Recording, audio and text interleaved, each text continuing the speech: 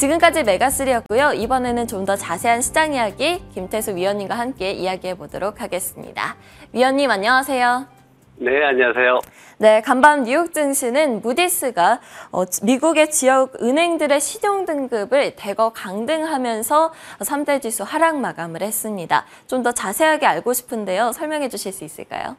네, 미국의 무디스가 다시 은행들에 대해서, 중소은행들에 대해서 이제 신용 등급을 낮췄습니다. 근데 이제 여기에 대형 은행들도 낮아질 수 있다라는 우려가 좀 확대되면서 은행주들이 전반적으로 하락하는 모습 보였고, 이렇게, 지난번에 이제 어떤 국가 신용 등급 하락이라든가 이런 것들이, 연준이 금리 올리는 것과 비슷한 효과를 낸다고 말씀드렸는데, 여기 시장에서, 국채 수익률 자체가 4% 아래로 떨어지지 않는 이런 모습 보였습니다. 굉장히 강한 모습 보였기 때문에, 이런 것들이 좀 기술주들을 많이 압박하고 있는 모습들이 보였습니다. 여기에 이제, 중국 무역 데이터가 지금 수출이 부진이 좀 예상보다 심하다. 이제 이렇게 나오면서 조금 앞으로의 어떤 수요 소비에 대한 그런 부분들이 조금 우려가 되는 그런 상황들이었습니다.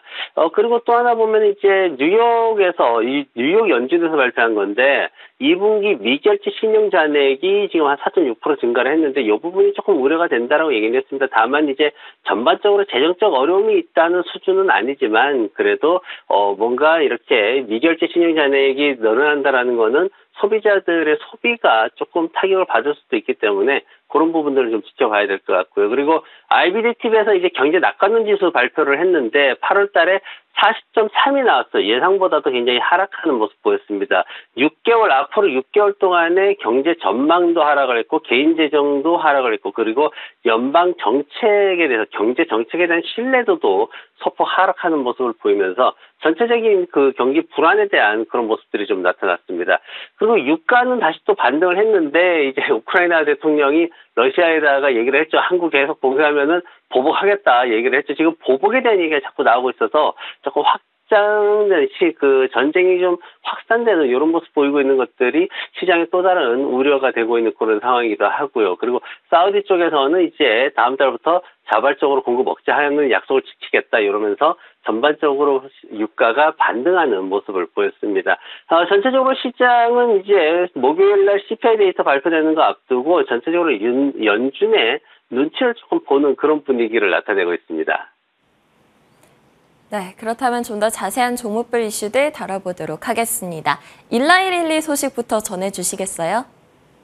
네, 일라이릴리가 시장의 기대치를 굉장히 좋게 높이고 있어요. 그래서 기존의 시장에서 가이던스 잡아놓고 있던 것들을 한 20억 달러 이상 이렇게 높이면서 시장에서는 주가가 빠르게 한 15% 가까이 상승하는 모습을 보였고, 비욘드 밑이 있습니다. 이 비욘드 밑이 아시겠지만은 이제 소고기 패티 같은 것들을 이제 식물성 원료 콩을 사용해가지고 만드는 그런 회사인데 지금 보면은 연간 매출을 한 3억 6천만 달러에서 3억 7천만 달러 정도로 보고 있어요. 근데 이게 사실 한 4억 달러 정도까지 가이드에서 잡혀 있던 거를 뚝 떨궈버렸어요. 한 10% 정도 떨궈버려가지고 지금 시장에서는 마이너스 14% 정도 하락하는 모습 보였는데 이 비욘드 밑이 저도 이제 처음에 상장할 때 미국에서 처음에 상장할 때 이제 그때 가기로 하면서 굉장히 작업을 잘했구나 이런 얘기들을 많이 했는데 사실 그때 뭐 $1,000 간다는 얘기도 있었거든요. 그런데 지금은 $20 아래에서 굉장히 부족한 그런 모습들을 많이 보이고 있습니다.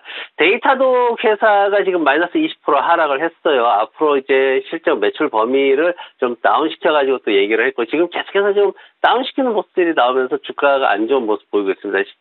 17% 정도 하락을 했고 UPS 같은 경우에는 지금 이제 앞으로 이제 유통되는 물량에 조금 타격이 예상된다라고 했습니다. 그러면서 소폭 하락하는 모습 보이긴 했는데 그래도 오후장에 재고 감소가 있다 뭐 이런 얘기 나오면서 주가를 이제 보합권으로 끌어올리는 모습을 보이기도 했습니다. AMC 엔터테인먼트가 있는데 지금 바벤하이머라 부르죠. 바비하고 오펜하이머 여기 굉장히 잘 되고 있다 그래요. 그러면서 초반에 이제 한 3% 정도 상승했는데 오후 들어서는 이제 약밥으로 돌아서는 모습이고 그래도 시장이 어지러울 때 이런 AMC 같은 종목들은 밈 주식의 어떤 폭발력이 나올 수도 있기 때문에 단타 데이 트레이딩 좋아하시는 분들은 한번 노려볼 만한 종목입니다.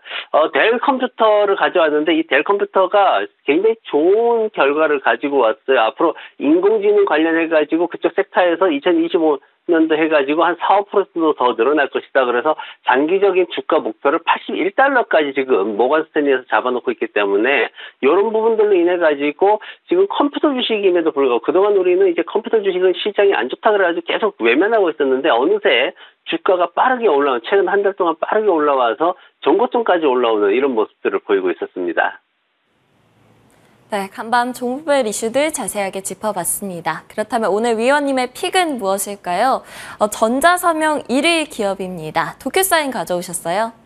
네, 맞습니다. 독수사의 지금 주가가 정말 바닥권에 내리꽂혀져 있는 상황입니다. 지금 이제 189개에서 100만 명 이상이 쓰고 있는 100만 명 이상의 고객들이 있고 그리고 10억 명 이상의 유저들이 있는 이 제품을 가지고 이제 얘기를 하는 건데 앞으로 이 시장이 계속 더 늘어날 것이다. 앞으로 이제 인공지능이 더 늘어나면은 이런 분야도 더 크게 늘어날 수밖에 없다. 이제 이런 얘기들이 나오고 있습니다. 그래서 지금 뭐 주가가 310달러까지 갔다가 한 80% 정도 하락한 그런 상황이기 때문에 이 종목이 아직까지 지금 성장주들 한 번씩은 다 뛰었는데 제대로 올라오지 못했어요. 그래서 요즘 뭐 가져와 봤습니다.